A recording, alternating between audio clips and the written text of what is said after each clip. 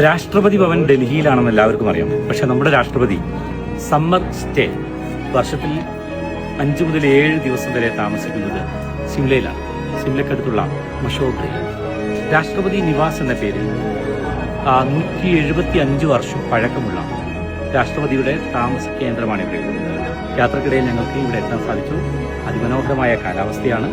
കൽക്കത്തയിലെയും ഡൽഹിയിലെയും ഒക്കെ കത്തുന്ന ചൂടിൽ നിന്ന് മാറി നല്ല തണുപ്പുള്ള അന്തരീക്ഷത്തിൽ താമസിക്കാനുള്ള ഒരു അവസരമാണ് ഇവിടെയുള്ളത്. തുടക്കം മുതലുള്ള എല്ലാ രാഷ്ട്രപതിമാരും ഇവിടെ താമസിച്ചിട്ടുണ്ട്.